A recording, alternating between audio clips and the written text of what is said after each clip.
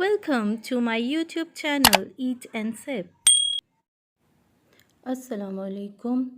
हम लोग गए थे जी पांडा पे।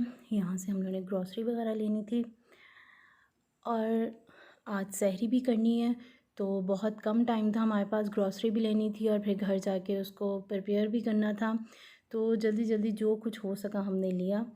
धनिया पुदीना लिया, हरी प्याज ली, पालक ली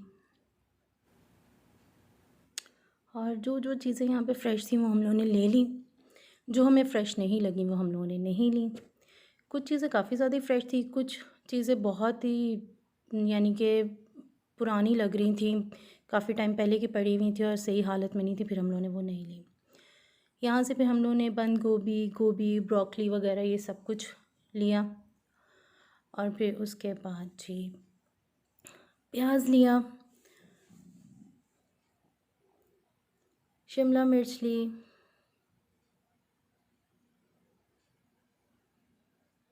बैंगन लिए, अदरक लहसुन वगैरह ये सब कुछ लिया। इसके बगैर तो भी कोई भी खाना जो है वो अधूरा होता है। करेले लिए यहाँ से हम लोगों ने, खीरे लिए और भी काफ़ी कुछ लिया। वीडियो स्किप हो चुकी थी, यानी कि मैं बना नहीं पाई थी। और उसके बाद जो है फिर हम लोग फ्रूट वाले सेक्शन में चले गए। फिर उधर से जी हम लोगों ने सेब लिए, दो तरह के सेब लिए हम लोगों ने। पपीता हम लोगों ने नहीं लिया क्योंकि मैं नहीं खाती हूँ, हस्बैंड भी नहीं खाते हैं। और फिर हम लोगों ने यहाँ से अमरूद वगैरह लिए। नाशपाती हम लोगों ने नहीं ली क्योंकि यहाँ की नाशपाती में कोई टेस्ट नहीं है। अनार लिए हम लोगों ने और फिर केले लिए। और यहाँ पे कुछ वेजिटेबल्स वगैरह पड़ी हुई थी पैकिंग में, उनमें से कुछ ली। और भी काफ़ी कुछ चीज़ें ली, लेकिन मैं वीडियो नहीं बना सकी क्योंकि वीडियो भी बनाना और साथ में शॉपिंग भी करना थोड़ा मुश्किल हो जाता है। तो फिर जो है ना मैंने वीडियो नहीं बनाई ज़्यादा और फिर फटाफट शॉपिंग की और फिर जो है घर की तरफ रवाना हुए क्योंकि टाइम काफ़ी ज़्यादा मेरे पास शॉर्ट था। मुझे घर जाके जो है ना फिर काफ़ी चीज़ें भी तैयार करनी थी और फिर उसके बाद सहरी के लिए भी कुछ ना कुछ बनाना था। तो बस फिर जल्दी जल्दी जो है ना हम लोग घर की तरफ रवाना हो गए। जो समझ में आया चीज़ें जल्दी जल्दी ले ली, बाकी सोचा कि नेक्स्ट डे सही। ये शॉपिंग थी हमारी। और फिर उसके बाद जो है ना मैंने तैयारी करना शुरू कर दी कि अब मैंने मज़ीद क्या चीज़ें बनानी है। तो पहले तो अदरक लहसुन को जो है ना छील लिया अच्छे तरीके से, फिर उसको अच्छे तरीके से वॉश कर लिया। वॉश करने के बाद जो है ना मैंने अदरक को काट लिया। उसके बाद जी इन दोनों का इकट्ठे ही पेस्ट बना लिया मैंने। मैं अलग अलग अदरक लहसुन का पेस्ट बना के नहीं रखती हूँ, मैं दोनों को एक साथ ही ब्लेंड कर लेती हूँ। जी ये पेस्ट हमारा बन के तैयार हो चुका है यहाँ पे।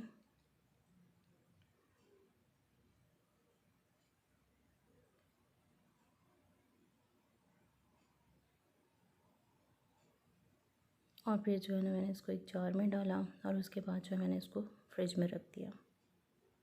कुछ लोग जो है ना फ्रीज़ भी करते हैं फ्रीज़र में रख के, लेकिन मैं नीचे फ्रिज में ही रखती हूँ। मेरा ठीक रहता है, तकरीबन 1 डेढ़ माह तक बिल्कुल सही रहता है, ख़राब नहीं होता। और फिर उसके बाद ये हरी मिर्चें जो मैंने ली थी वो छोटी वाली ली थी, इसलिए कि ये तीखी होती हैं, तो चटनी के लिए रायते के लिए ये बड़ी अच्छी रहती हैं। लेकिन मैं इनको अलग पीस के रखती हूँ कि जब ज़रूरत पड़े चटनी में डालनी हो या हांडी में डालनी हो, जिस तरह से भी डालनी हो निकालो और डाल लो। तो इनकी ये टहनियाँ उतार के जो है ना मैंने साइड पे कर दी और फिर उसके बाद जो है ना मिर्चें अलग कर ली। इस तरह मैं सारी साफ़ कर लूँगी इनको अच्छे तरीके से। और फिर उसके बाद जो है ना इनको वॉश कर लूँगी। वॉश करने के बाद कुछ मिर्चें जो थीं वो मैंने इसलिए रख लीं कि गार्निशिंग के तौर पे काम आ जाएंगी, साबुत रख लीं। और कुछ का जो है ना मैं पेस्ट बना लूँगी। ये मैंने गार्निशिंग के लिए रखी थी, चाट वगैरह में भी काम आ जाती हैं, इसलिए इनको जो है मैं ज़िप लॉक बैग में डाल के जो है ना फ्रिज में रख दूँगी। जो बाकी मिर्चें थीं फिर उनका मैंने पेस्ट बना लिया। पेस्ट बन चुका है ये देखें। और फिर उसके बाद जो है मैंने एक फ्राई पैन लिया, फ्राई पैन में ये मिर्चों का पेस्ट डाला।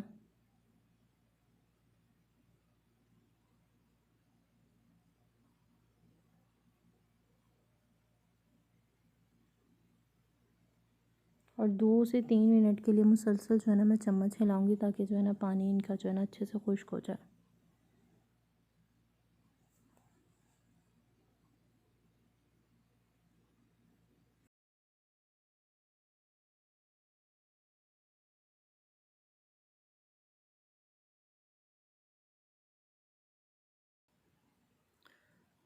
और इस तरह करके रखने से ना जो ये काफ़ी अरसे तक जो है ना महफूज रहती हैं, फ्रिज में ख़राब नहीं होती। इनका पानी अच्छे से खुश्क हो गया ये देखें। और फिर इसके बाद जो है ना इसमें मैं थोड़ा सा ऑयल डालूँगी। आप कोई भी ऑयल डाल सकते हैं, कुकिंग ऑयल भी डाल सकते हैं और ज़ैतून का ऑयल भी डाल सकते हैं, जो आपको पसंद हो या फिर जो घर में मौजूद हो। और इसके बाद मैं इसमें थोड़ा सा नमक डालूँगी और 1 मिनट के लिए इसको मज़ीद पकाऊंगी ताकि जो ऑयल का कच्चापन है वो ख़त्म हो जाए। और फिर इसको उसके बाद जो है ना फिर मैं ठंडा होने के लिए रख दूँगी रूम टेम्परेचर पे। फिर मैंने इसको जो है ना जार में डाल के जो है ना फ्रिज में रख दिया। उसके बाद मैंने धनिया पुदीना लिया, उनको जो है ना अच्छे तरीके से वॉश किया। वॉश करने के बाद जो है ना कुछ पेस्ट के लिए रख लिया, कुछ जो है ना साबुत रख लिया गार्निशिंग वगैरह के लिए यूज़ होने के लिए। और फिर टिश्यू में रैप करके रखा। इस तरह करने से जो है ना ये काफ़ी फ़्रेश रहता है। 15 से 20 दिन जो है आराम से जो है ना फ्रिज में फ़्रेश ही पड़ा रहता है, ख़राब नहीं होता। इस तरह टिश्यू में रैप करने के बाद फिर मैं इसको जो है ना एयर टाइट बॉक्स में रख दूँगी। एयर टाइट बॉक्स में रखने के बाद फिर मैं इसको फ्रिज में रख दूँगी और फिर ये बिल्कुल फ़्रेश रहेगा। जब मुझे ज़रूरत होगी मैं निकालूँगी और इस्तेमाल कर लूँगी। इसके बाद जो बाकी धनिया और पुदीना था उसका मैं पेस्ट बनाऊँगी। मैं हरी मिर्चों का पेस्ट अलग बना के रखती हूँ और धनिया पुदीने का पेस्ट जो है वो अलग बना के रखती हूँ, ताकि जब अगर रायते के लिए या किसी और चीज़ के लिए अलग अलग की ज़रूरत हो तो फिर निकालो और मिक्स करो और बना लो। ये बाकी धनिया पुदीना था जो उसका मैंने पेस्ट बना लिया यहाँ पे। अब मैंने इधर एक फ़्राई पैन लिया और फिर फ्राई पैन में जो है ना ये सारे धनिया पुदीने का जो पेस्ट है, चटनी जो है ये डाल दी। और इसका भी जो है ना अच्छे से पानी खुश्क करने के लिए इसको रख दिया। मुसलसल 1 से 2 मिनट तक जो है ना इसमें चम्मच हिलाती रही मैं, ताकि जो है ना इसका पानी जो है ना अच्छे से खुश्क हो जाए।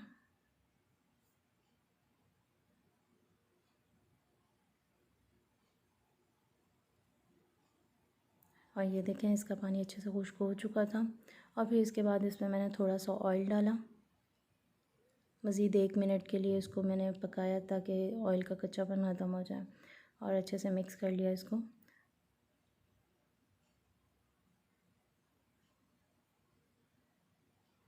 और फिर इसको भी रूम टेम्परेचर पे ठंडा होने के लिए रख दिया।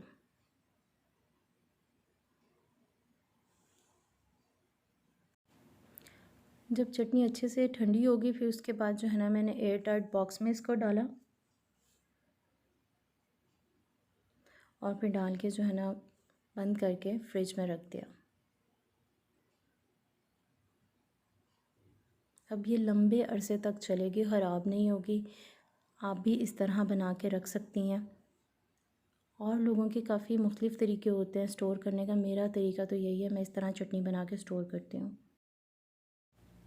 उसके बाद मैंने ली पालक। पालक की जो है ये टहनियाँ, डंडियाँ, जो भी आप लोग अपनी ज़ुबान में बोलते हैं, इसको जो है ना मैंने कट कर दिया। कट करने के बाद ही इसको मैंने काट लिया नॉर्मल उसमें साइज़ में, ना बहुत ज़्यादा मोटी काटी ना बहुत ज़्यादा पतली काटी, नॉर्मल साइज़ में काट लिया इसको।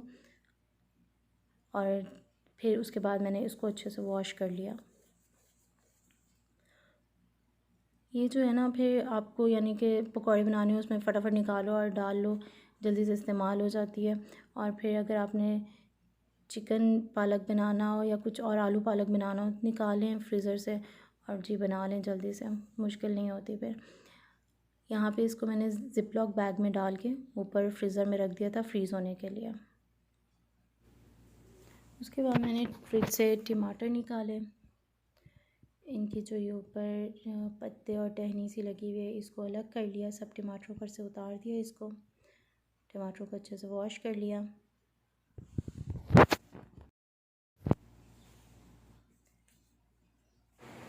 यहाँ पे मैंने जो है 4 टमाटर लिए, उनको जो है ना इस तरह से चॉप कटिंग कर ली।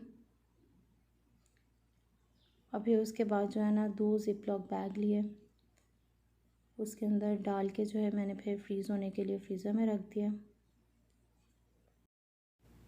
और जो बाकी टमाटर थे उनको जो है ना मैंने इस तरह से कट लगा लिए थे, हल्के हल्के से कट लगाने हैं आपने भी इसी तरह से, ताकि इनके बड़े आसानी से जो है ना वो छिलके उतर जाएं। 3 कट लगा लें, 4 कट लगा लें, वो आपकी अपनी मर्ज़ी है।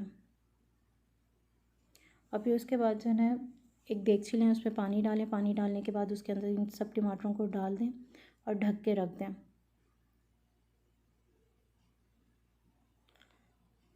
7 से 8 मिनट लगते हैं कि जो है ना बड़ी आसानी से इनके फिर छिलके जो है ना रिमूव हो जाते हैं। ये देखें, मैंने यहाँ से एक टमाटर निकाला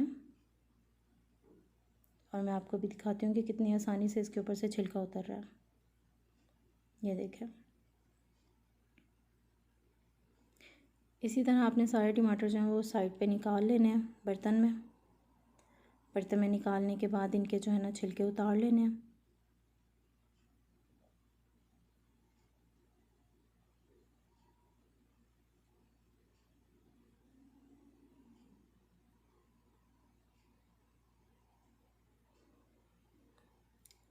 टमाटर गर्म बहुत थे तो इस वजह से मैंने इनको इस तरह से पकड़ा और फिर इनके आहिस्ता आहिस्ता जो है ना वो छिलके उतार दिया।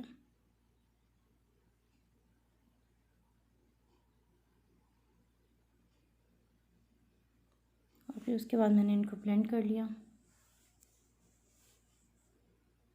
उसके बाद एक फ्राई पैन लिया, फ्राई पैन में जो ये सारा मिक्सचर डाल दिया।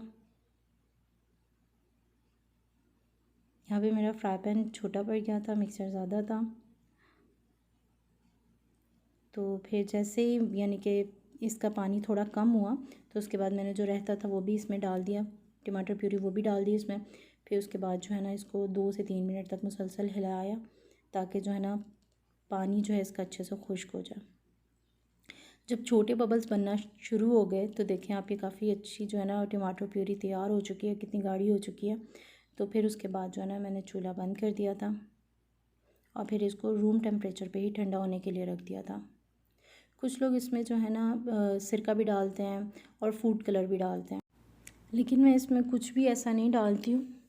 बस मैं इसका पानी खुश्क करती हूँ, इसको गाढ़ा होने देती हूँ और फिर जैसे ही रूम टेम्परेचर पे ठंडा हो जाए तो एयर टाइट बॉक्स में डाल के रख देती हूँ। आप चाहें तो नीचे फ्रिज में भी रख सकती हैं इसको, 1.5 से 2 माह के लिए ये बिल्कुल सही रहेगी। और अगर आप चाहें तो इसको फ्रीज़ भी कर सकते हैं, वो आप पे डिपेंड है कि आपको कैसे बेहतर लगता है। बस फिर जो है ना मैंने इसको बॉक्स को बंद किया और फिर जो है ना मैंने इसको फ्रिज में रख दिया। चने मैंने एक रात पहले ही भिगो के रख दिए थे और ये देखें सुबह में माशाल्लाह चनों का साइज़ जो है वो डबल हो चुका था।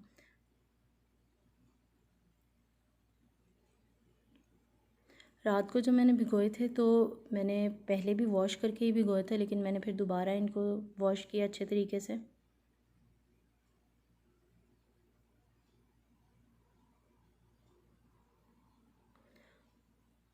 वॉश करने के बाद जो है मैंने एक देगची ली और उसमें जो है ना पानी डाला और फिर उसके अंदर जो है ना ये चने भी डाल दिए।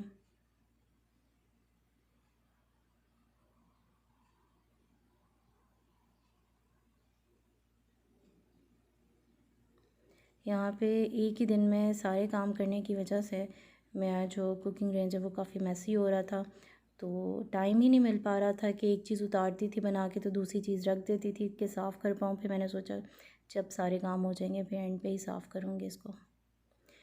अब यहाँ पे जो है ना मैंने फिर इनमें नमक डाल दिया, नमक डाल के चने उबालें तो बहुत अच्छा टेस्ट आता है चनों में।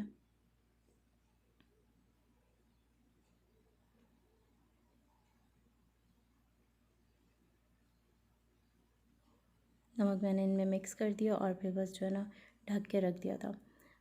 ये देखें अब तकरीबन आधा घंटा लग गया था, मैंने नॉर्मल फ्लेम पे ही रखा हुआ था इनको। आधे घंटे के बाद जब मैंने चेक किया तो माशाल्लाह चने जो थे वो फुल बॉयल हो चुके थे। और फिर मैंने चनों को एक साइड पे बर्तन में निकाल लिया।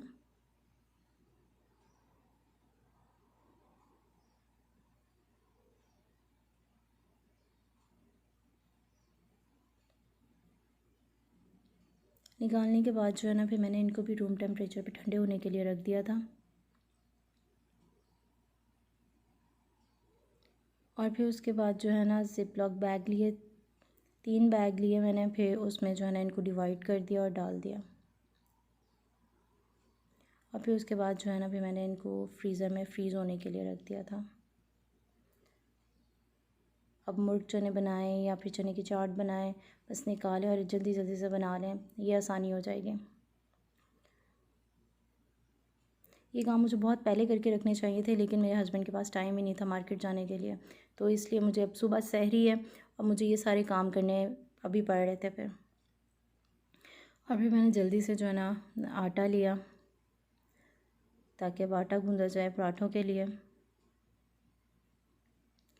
तो यहाँ पे मैंने आटा लिया, ये सफ़ेद और लाल आटा मिक्स है। आप चाहें तो मैदे की भी बना सकते हैं, सफ़ेद खाली आटे की भी बना सकते हैं, लाल आटे की भी बना सकते हैं, जो आपके घर में इस्तेमाल होता है। इसमें जो है फिर मैंने ना थोड़ा सा ऑयल डाला था। ऑयल डालने के बाद मैंने उसको मिक्स कर लिया था, फिर उसके बाद पानी डाला, पानी डालने के बाद उसको अच्छे तरीके से मैंने गूंद लिया था। पराठों के लिए जब आप आटा गूंदें तो बहुत ज़्यादा सख्त नहीं होना चाहिए और बहुत ही ज़्यादा रनिंग फॉर्म में भी नहीं होना चाहिए, बहुत ज़्यादा नरम भी नहीं होना चाहिए। नॉर्मल हो, सॉफ्ट हो, लेकिन बहुत ज़्यादा नरम भी ना हो कि बहुत ही ज़्यादा हाथ से निकल निकल के जाए।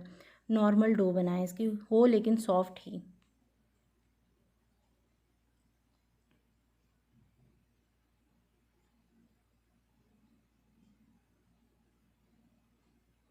आटा गूँदने के बाद आप कम से कम जो है ना 15 से 20 मिनट के लिए उसको रेस्ट दें, लेकिन मेरे पास इतना टाइम नहीं था तो मैंने उसको 5 मिनट भी रेस्ट नहीं दी और बस जो है ना जल्दी से पेड़ा बनाया और पेड़ा बना के जो है ना फटाफट जो है ना पराठा बनाना शुरू कर दिया।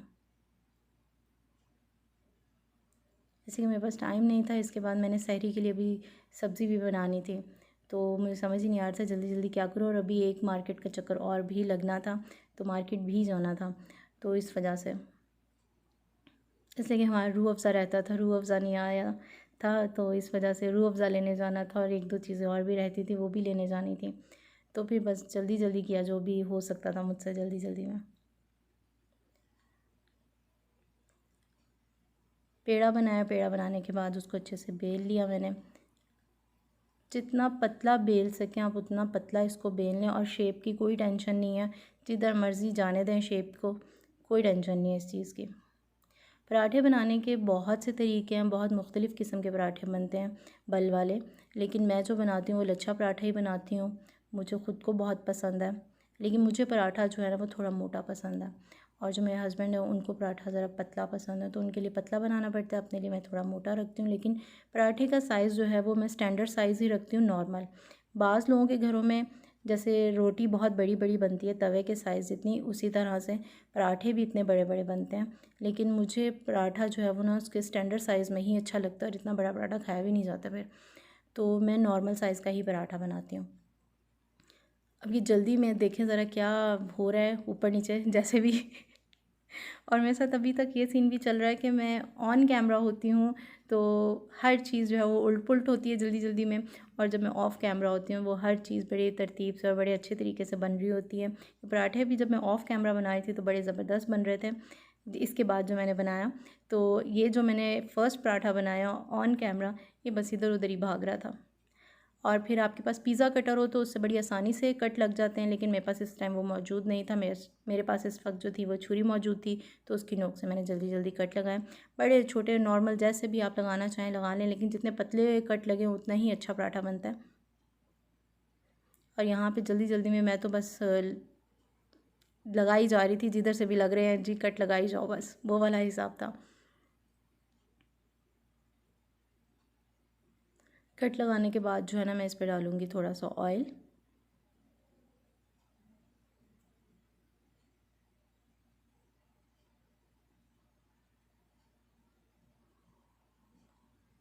इसके बाद मैं डालूँगी इस पर थोड़ा सा नमक। नमक आप लोगों की अपनी मर्ज़ी है कि आप डालें या ना डालें, अगर आपको पसंद है तो डालें, मुझे तो नमक वाला ही पराठा अच्छा लगता है, इस वजह से मैं नमक डालती हूँ।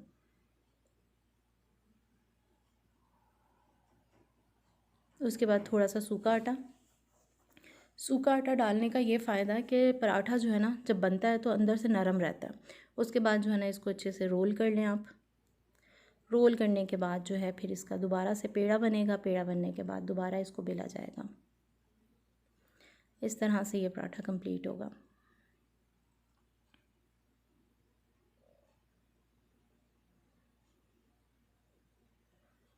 थोड़ा सा इसको प्रेस कर लें हाथों से। प्रेस करने के बाद जो है ना दोनों को अपोजिट साइड पे रोल कर लें। इस तरह रोल करने के बाद जो है ना अब इसको पेड़े की शेप देने के लिए अंदर की तरफ को रोल कर लें।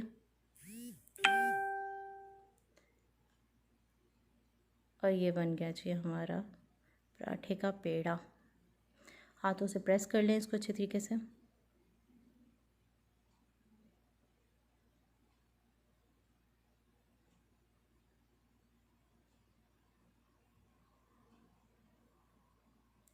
प्रेस करने के बाद जी अब हाथों से दोबारा से इसको थोड़ा सा बढ़ा लें, जैसे हम रोटी को भी बढ़ाते हैं उस तरह से।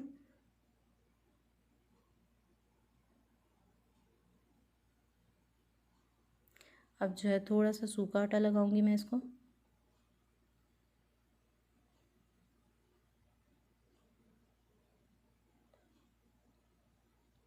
और उसके बाद जो है ना पराठे को बेल लूँगी।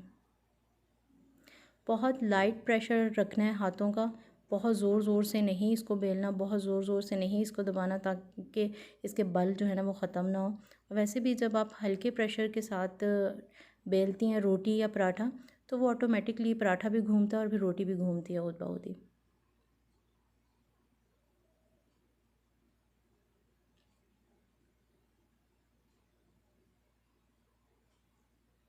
बस इस तरह से पराठे को बेल लेना है। वो आप पे डिपेंड है कि आपने इसका साइज़ क्या रखना है, मज़ीद बड़ा करना है या इतना ही रखना है, वो आप पे डिपेंड है।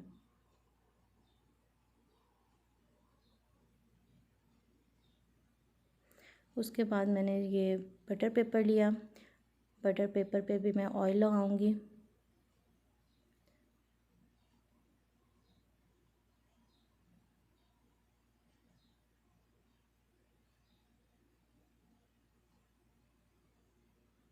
ब्रश की मदद से जो है ना मैं ऑयल को स्प्रेड कर लूँगी इसके ऊपर।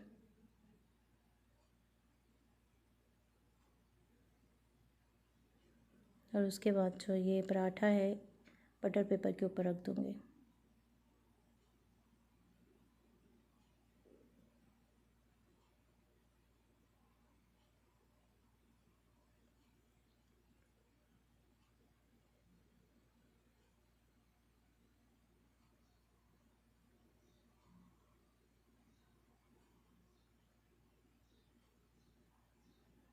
पराठे के ऊपर थोड़ा सा ऑयल लगाऊंगी, ब्रश की मदद से जो है ना उसको फैला दूँगी ऑयल को।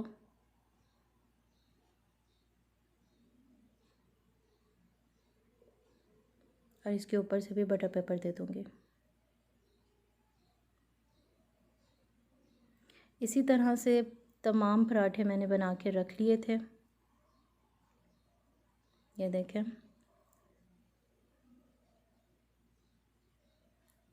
बटर पेपर के ऊपर ऑयल लगाऊंगी।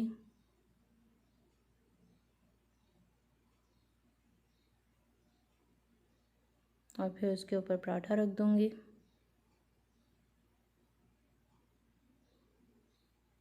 ऑयल जो है ना बहुत ज़्यादा भी नहीं लगाना है, ना बटर पेपर को बहुत ज़्यादा ऑयल लगाना है, ना बहुत ज़्यादा ऑयल पराठे को लगाना है, नॉर्मल ही रखिएगा। अब थोड़ा सा ऑयल जो है ना फिर ऊपर से डालूँगी मैं इसके पराठे के ऊपर, और फिर ब्रश की मदद से इस पर भी फैला लूँगी ऑयल को।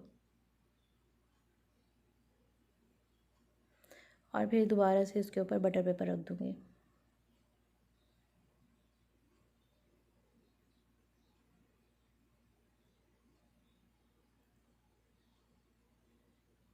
ज़िप लॉक बैग लूँगी, उसके अंदर फिर जो है ना मैं इसको डाल के फ्रीज़र में फ्रीज़ होने के लिए रख दूँगी। मैंने सारे पराठे इसी तरह ही बना बना के रखे हैं।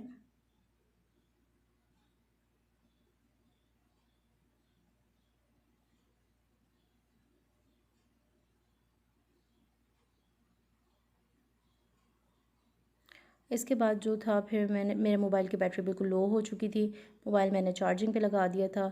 उसके बाद जो चीज़ें मैंने बनाई फिर मैं उसकी वीडियो नहीं बना सकी। और फिर उसके बाद जो है फिर मैंने सहरी के लिए सब्ज़ी वगैरह बनानी थी वो बनाई। और फिर वो बनाने के बाद जब मैं फ़्री हो गई तो फिर उसके बाद फिर मैं दोबारा से मार्केट गई। मैंने आपको बताया ना रूह रहता था हमारा, रूह वगैरह लेने के लिए चले गए। फिर वहाँ से आए, फिर जी सहरी की हम लोगों ने। और ये पराठा जो है जब आप फ्रीज़र से निकालें तो तवा जो है वो बहुत ज़्यादा गर्म नहीं करना, नॉर्मल हीट पे ही उसको गर्म करना है, फ्लेम पे यानी कि। और फिर उसके बाद जो है ना पराठा उसके ऊपर डाल देना है। एक साइड से जब पक जाए तो उसके बाद थोड़ा सा ऑयल डालें और दूसरी साइड से भी पका लें। आज के लिए इतना ही, नेक्स्ट वीडियो में मिलेंगे। ओके जी, अल्लाह हाफ़िज़। Thank you for watching.